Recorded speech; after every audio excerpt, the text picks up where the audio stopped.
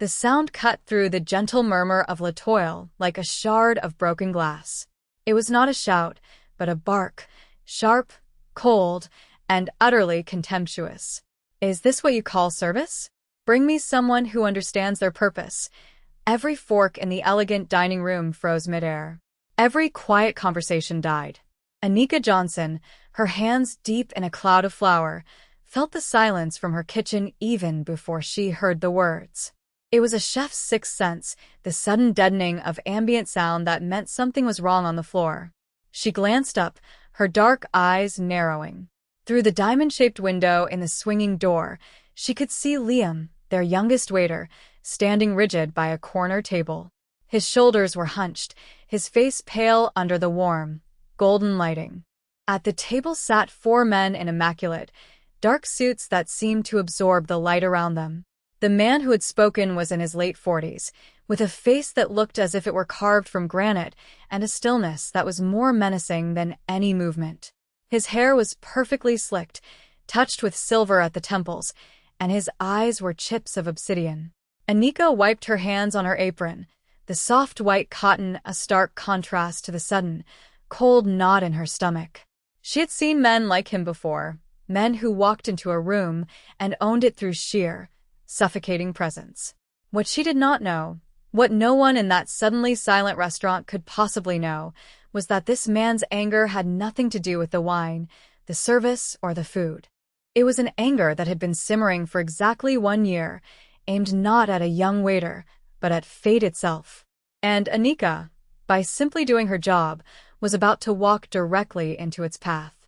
Welcome back to our channel. If you enjoy stories about courage in unexpected places, be sure to subscribe, because we have a story for you today that you will not soon forget. Now, let us get into it. Anika pushed through the kitchen door. The subtle scent of roasting duck and thyme followed her out, a warm, wholesome cloud that seemed to recoil from the icy tension at the corner table. She was not tall, and her frame was soft and generous beneath her chef's whites, a testament to her love for the food she created.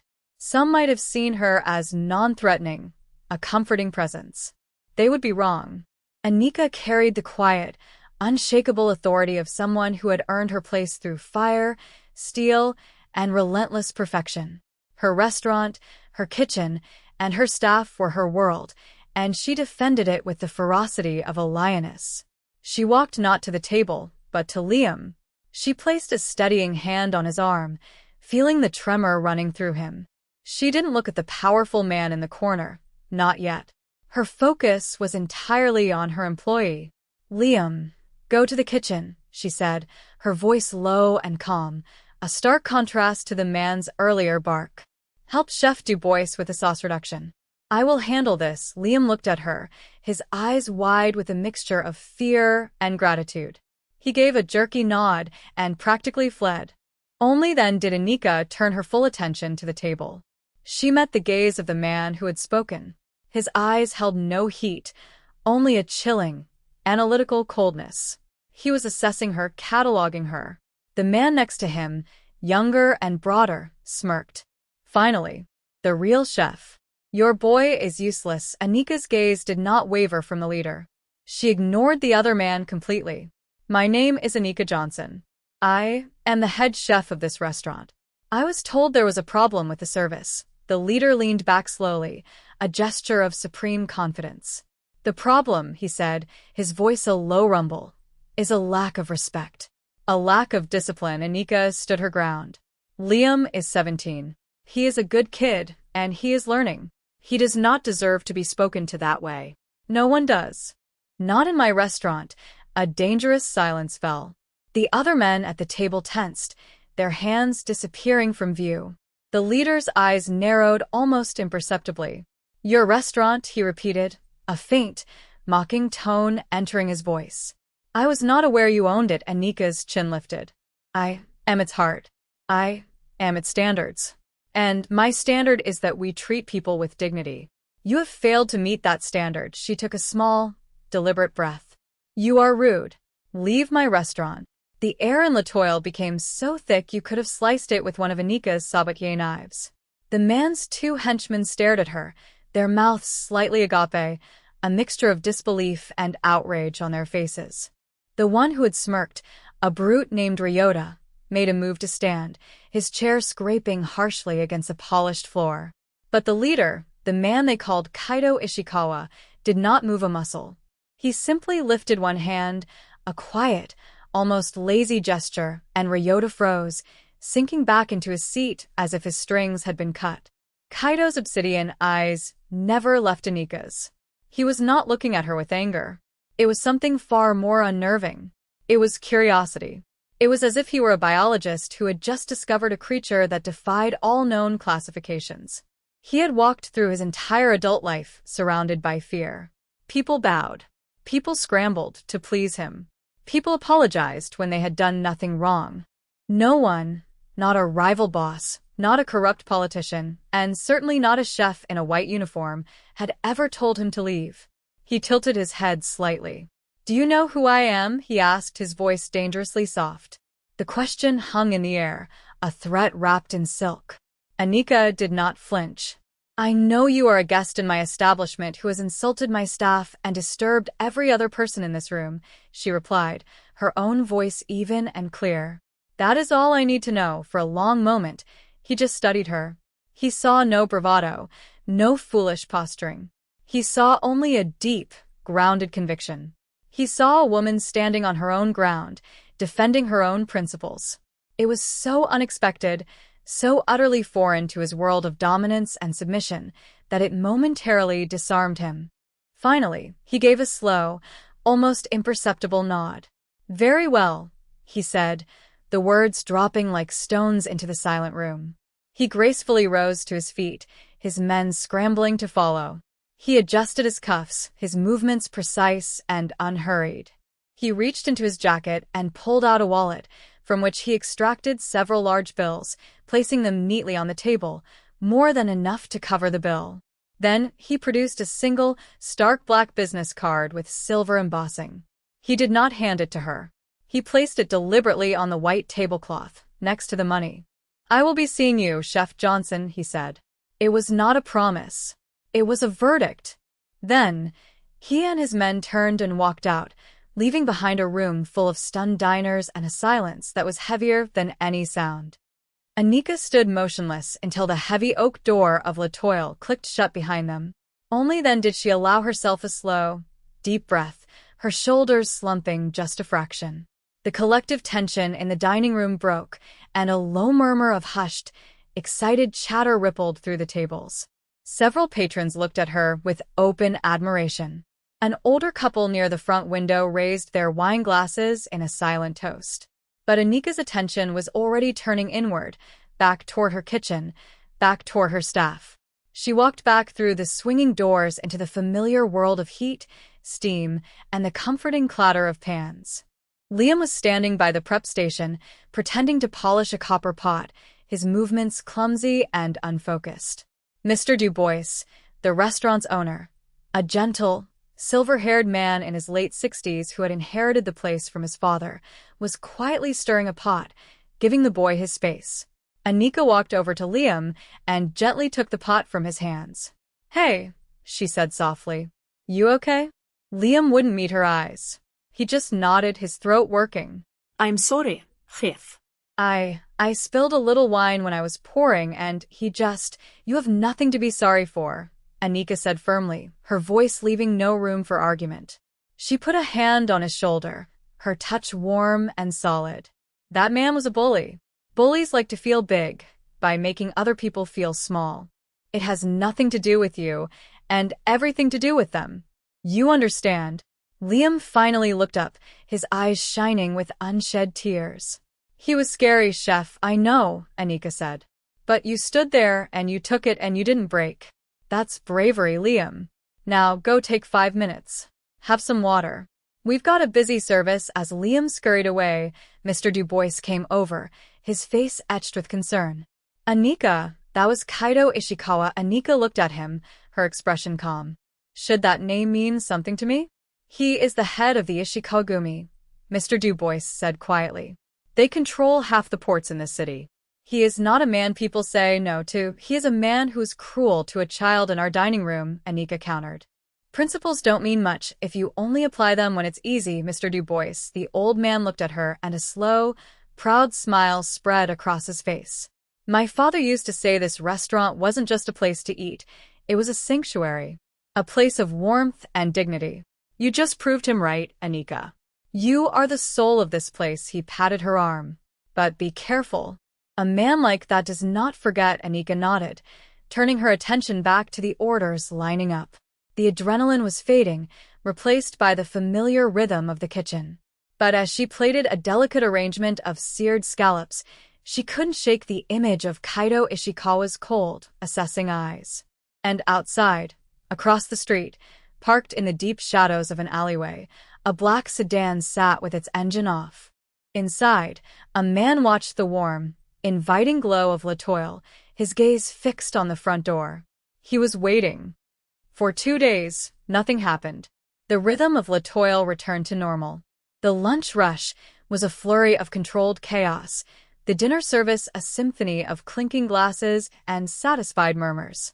Anika moved through her kitchen with her usual focused grace, her mind on seasoning, timing, and the delicate balance of flavors.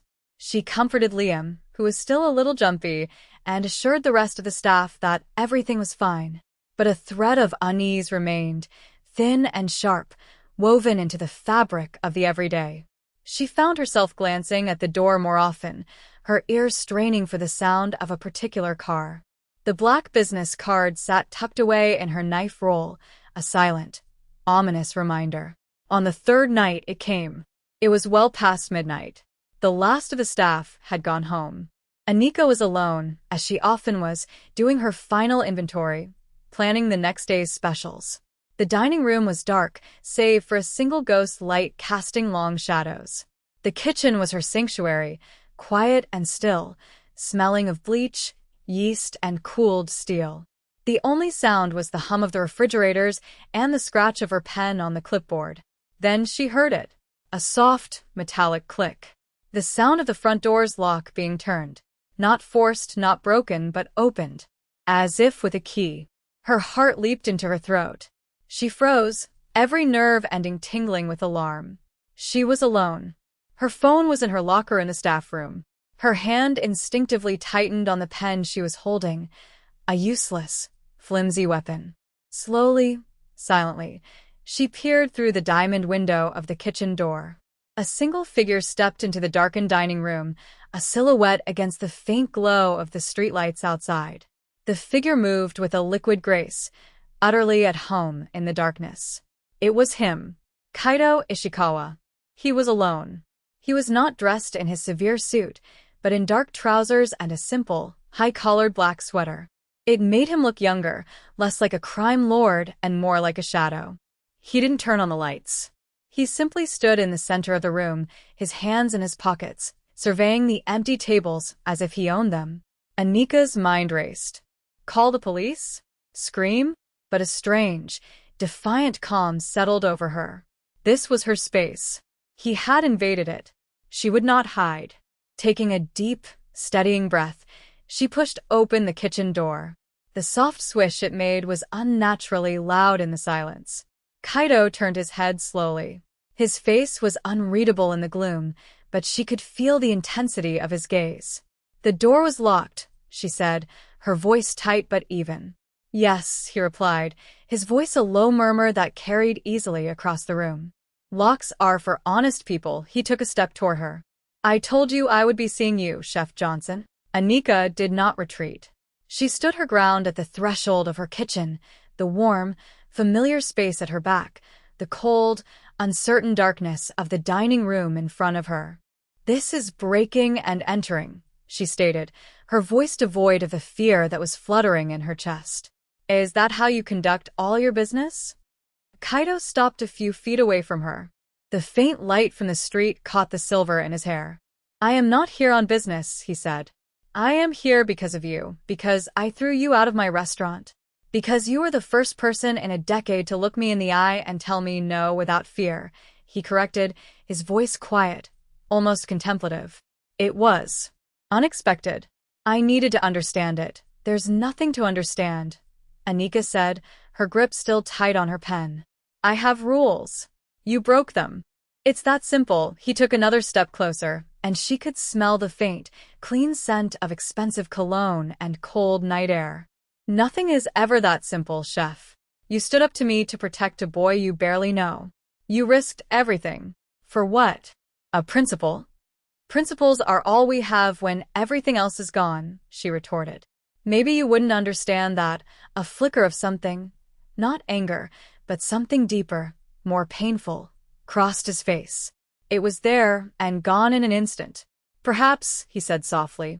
He looked past her, into the gleaming steel of her kitchen. That night, he began, changing the subject abruptly. My associate ordered the seafood paella. Anika frowned, thrown by the sudden shift. We don't have paella on the menu. No, you do not, Kaito agreed. But your supplier list, which I took the liberty of reviewing, shows that you order a significant quantity of high-grade Spanish saffron. The kind one only uses for very specific dishes. Paella. Bouillabaisse. Anika stared at him. He had looked into her suppliers.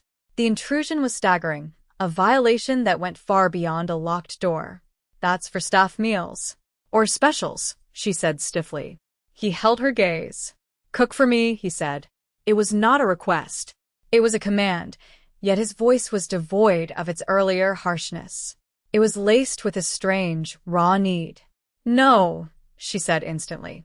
My kitchen is closed. Cook for me, he repeated, his voice lower this time. Cook me the paella. I will pay you 10 times what you make in a night. This isn't about money, she shot back, her own anger rising. You can't just walk in here and demand things. You can't buy my principles, he fell silent, studying her face in the dim light. He seemed to be having an internal battle.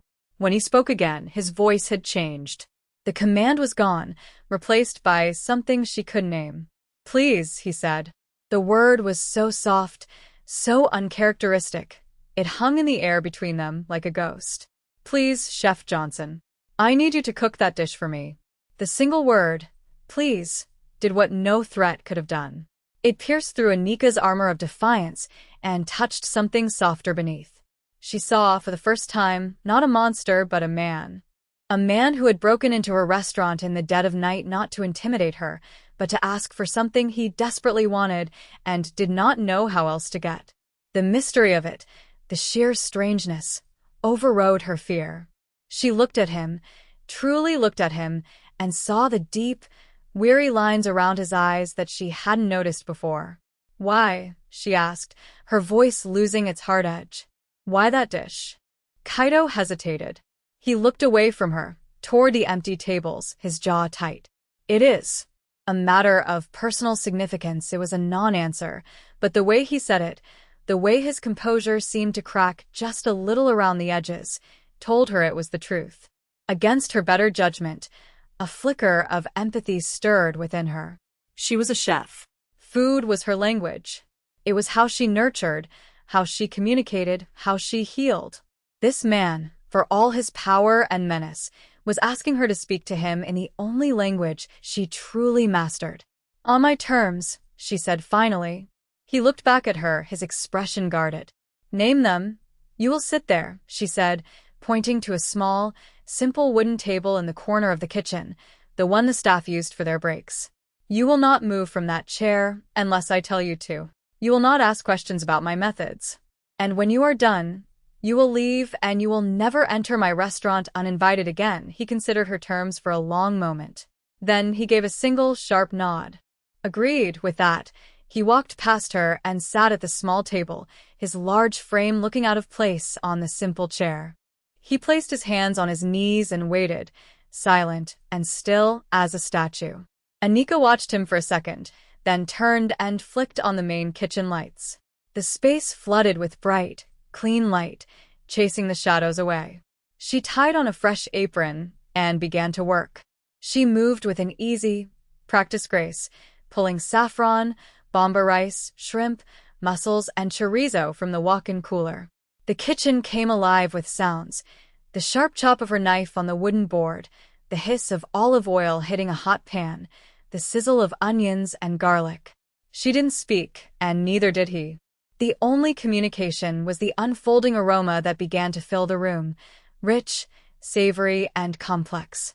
She added the pinch of precious saffron threads to the hot broth, and the air turned golden, fragrant with a scent that was both earthy and floral. It was a smell of sunshine and memory. As she worked, she could feel his eyes on her, but it was no longer the gaze of a predator. It was the gaze of a man watching a ritual, a man waiting for a revelation. She placed the large, hot paella pan in the center of the small wooden table between them. The rice was a perfect, burnished gold, studded with pink shrimp, dark mussels, and ruby-red slices of chorizo. Steam rose from it, carrying the rich, complex aroma of saffron, seafood, and smoked paprika. She set down a single plate, a fork, and a linen napkin. "It's ready," she said simply. Kaido Ishikawa looked down at the dish. For a moment, he didn't move. He just stared at it, his face a mask of impenetrable stillness. The vibrant colors of the food seemed to reflect in his dark, unreadable eyes. Anika stood back, her arms crossed, watching him. She had done what he asked. The fear was gone, replaced by a profound and weary curiosity. The entire situation was surreal.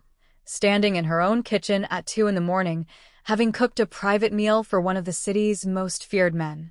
He picked up the fork. His movements were slow, deliberate. He took a small portion of rice and shrimp and lifted it to his lips.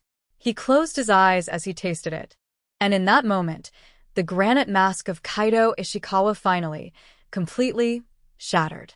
It was not a dramatic collapse. It was a quiet, internal implosion. His shoulders, which had been ramrod straight, slumped. The hand holding the fork trembled slightly. A single tear escaped from the corner of his right eye and traced a slow, silent path down his sculpted cheek. He did not wipe it away. He let it fall. Anika said nothing. She just watched, her heart clenching with a sudden, unexpected wave of compassion. She had seen this before. Food was memory.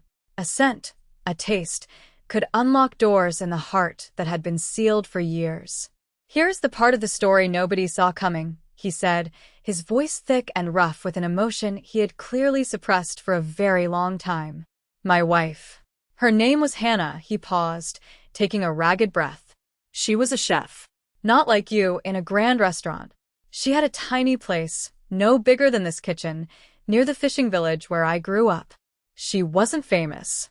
But she was brilliant." He looked at Anika, his eyes filled with a raw, unguarded pain that stunned her. This was her dish. Her paella. She made it for me on my birthday every year. She said the saffron was like trapping a little bit of sunshine in a pan. To get us through the winter. He looked back down at the plate. "The night I was in your restaurant. It was the first anniversary of her death. She was killed. À car accident. I wasn't there." The confession hung in the air, heavy and suffocating. His anger, his cruelty to Liam, it hadn't been about wine or service. It had been a scream of pure, undiluted grief. He hadn't been a monster terrorizing a restaurant. He had been a widower, lost in a storm of his own pain, lashing out at a world that had kept spinning after his own had stopped. Kaido put the fork down, his hand unsteady. "I tasted the wine," he continued, his voice low and strained, "and it was a Spanish vintage she loved. I saw the boy, so young and full of life, and all I could feel was this rage. It was not fair. None of it." He finally looked up at Anika, his gaze direct and stripped of all pretense. "What I did to that boy, to you, to your restaurant, it was dishonorable. It was a stain." Anika slowly pulled out the other chair and sat down opposite him. The vast, intimidating chasm between the powerful crime boss and the principled chef had vanished, replaced by a shared, fragile humanity. "I'm sorry for your loss," she said, her voice gentle. It was a simple phrase, but she meant it. She saw the depth of his grief, and it resonated with her own understanding of love and loss. "Her memory deserved more than my anger," he said, more to himself than to her. "It deserved reverence. I failed her." They sat in silence for a long time. The only sound was the hum of the refrigerator and the distant siren of a passing ambulance. The paella sat between them, its warmth and aroma a testament to a love that death had not extinguished.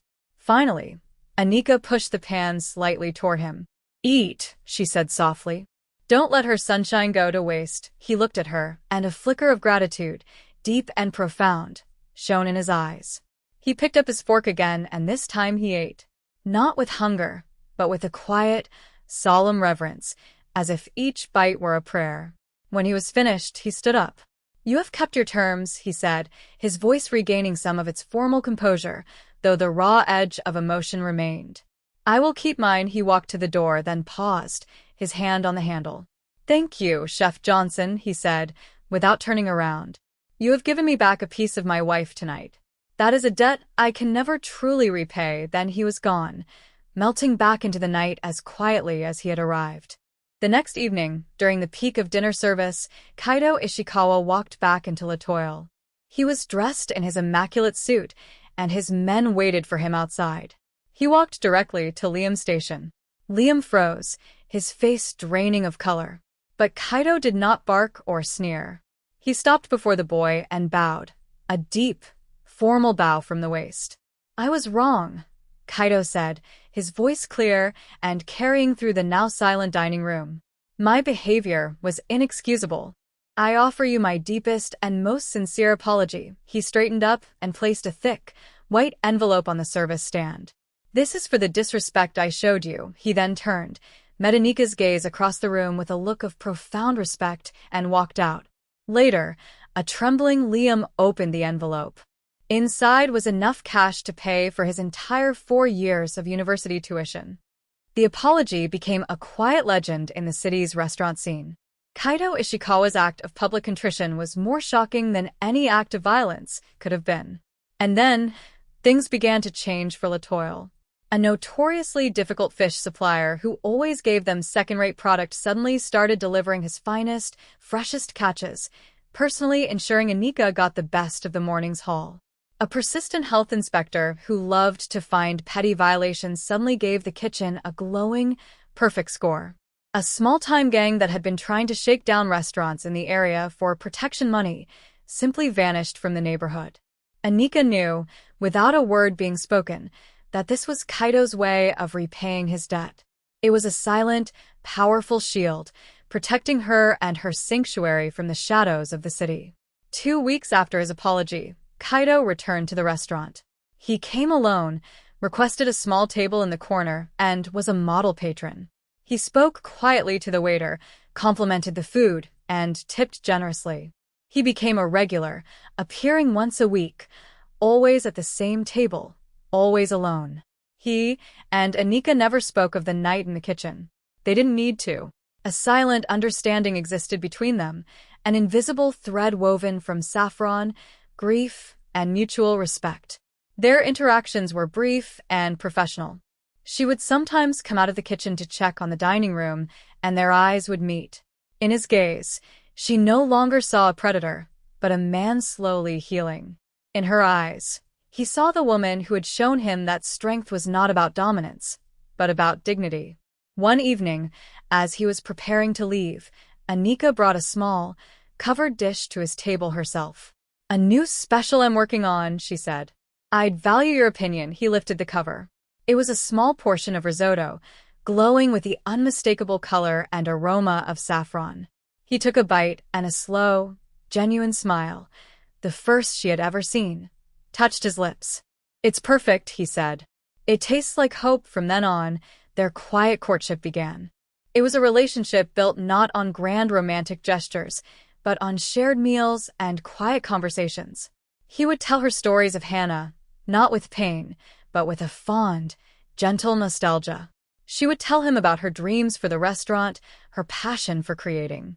He was the city's dark king, and she was its culinary queen, two unlikely souls who had found a common language in a pan of golden rice.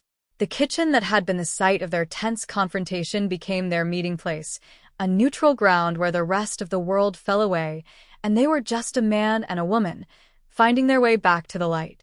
The final image is one of quiet peace. Months have passed. Latoil is more successful than ever, a beacon of warmth and excellence. At his usual corner table, Kaido sits not with a newspaper, but with a book of poetry.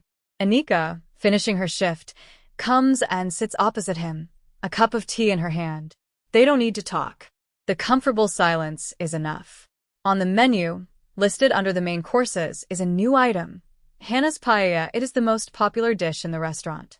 Kaido reaches across the table and briefly covers her hand with his. It's a simple, profound gesture of connection, a promise kept, a new chapter begun. He had lost his sunshine, but in the most unexpected of places, in the heart of a brave chef, he had found a new and steady light. What do you think is a greater act of courage, standing up to a powerful threat, or admitting you were wrong and making amends? I'm always fascinated by your thoughts, so please share them in the comments below. I read every single one. If you enjoyed this story, please give it a like and subscribe for more just like it. Thank you for being here with us. We will see you in the next story.